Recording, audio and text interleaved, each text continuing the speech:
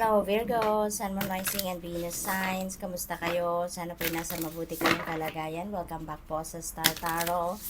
Kung bago kayo dito, welcome din kayo. Thank you sa inyong support. I truly appreciate it. God bless you all. Virgo, paunang mensahe po ninyo, Tiger. Ayan, you're being called upon to provide leadership. So, trust that you're capable of doing so.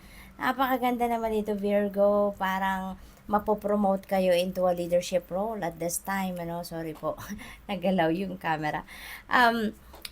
Maari ang iba sa inyo dito mapopromote into a leadership role at wag ninyong pagdudahan yan. Wag ninyong pagdudahan yung call na yan para sa inyo. Kasi, and don't be shy, no? Don't play small, don't be shy. Kasi kaya kayo pinopromote, kaya kayo binibigyan ng posisyon na yan, no? To be a leader, to lead people, to lead a department, to lead an organization kasi nakikita ng mga tao sa paligid ninyo that you have that potential, you have that capability. No? Kaya i-embrace nyo na lang yan, tanggapin ninyo yan dahil nakikitaan kayo ng potential na kayang-kaya ninyong mag-lead ng mga tao, ng organisasyon or ng departamento. No?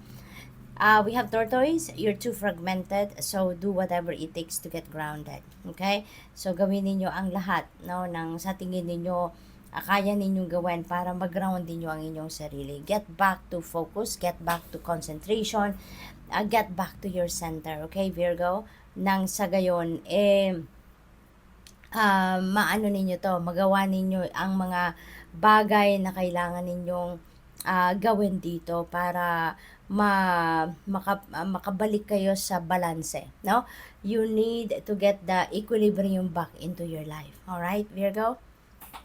So, you can do meditation, you can do reflection, magmuni-muni kayo, spend time alone with nature, kung safe kayong gawin yan, at kung meron kayong access, kasi very powerful din yung healing energy, yung healing powers coming from nature. We have Cat. It's time to strike out on your own and relinquish your over-dependency on others. Ayan. So, napakaganda rin kasi mukhang matututo na din kayong tumayo sa sarili ninyong paa, Virgo. And you are no longer going to depend, no, at all times sa ibang tao. Hindi naman masamang humingi ng tulong, hindi masamang humingi ng assistance from other people. Pero yung over dependency, you're over that, no? You're over that. Malalagpasan nyo na yan, makakatalingkas na kayo from that, at matututo na kayo dito lumaban mag-isa, kumbaga, no? We have Penguin. The period of darkness that you've been experiencing is now passing. Thanks God, praise God, 'di ba, Virgo? Kasi kung ano man ang mga darkness, no, dark situations sa pinagdadaanan ninyo sa ngayon, malalagpasan nyo na yan, masusolusyonan nyo na, you'll be able to find a way out na from that difficult situation. So, praise God. What else, Virgo? We have Chimpanzee. Use both your intuition and your intellect to solve the problem or get answers to your question. Ayan. So, maaring meron kayong mga katanungan sa sarili ninyo or katanungan sa universe, no? At mahahanapan nyo na yan ng kasagutan sa ngayon. You'd be able to find out na, di ba, kung ano ang solusyon sa problemang yan. At saka, you're being advised here to use both side of your brain, no? Yung inyong intuitive mind at ang inyong logical mind, gamitin na ninyo yan sa ngayon sa paghahanap ng solusyon sa inyong mga problema. Okay? We have Rattlesnake. The experiences that you're presently going through are an initiation into fulfilling your purpose as a healer. So, most likely, alam na ninyo, Virgo, na you are a healer.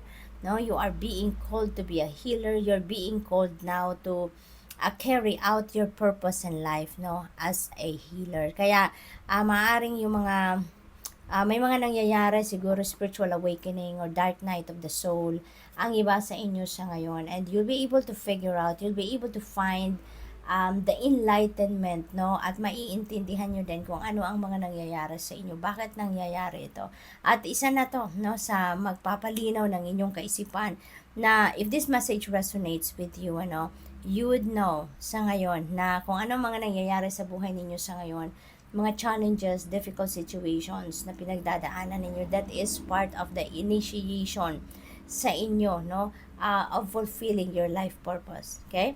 So what else? We have Boar. Face your problems head on with confidence and courage, and you will emerge victorious. So, kailangan ninyo talagang harapin. No? Kung ano man ang mga problema, ano man ang mga difficult circumstances na pinagdadaanan ng iba sa inyo dito, instead of talikuran ninyo, instead of iwasan ninyo, face it head on with confidence and courage. Lakasan ninyo ang inyong loob, tatagan ninyo ang inyong dibdib, at pasasaan ba at masusolusyonan ninyo ito ng tama, at you will emerge as victorious. Mapagtatagumpayan ninyo ito. Okay? So we have Chameleon, and stay in the background and adapt to the situation rather than being conspicuous and attempting to direct the course of events. Okay, so siguro dati kasi Virgo, lagi kayo yung parang kayo yung boss, parang ganon. Yung kayo yung lagi nagdedesisyon, kayo lagi ang pinapakinggan, kayo lagi nagsasalita, you know. Pero ngayon, inimbitahan kayo na stay in the background, dun muna kayo sa backseat, no?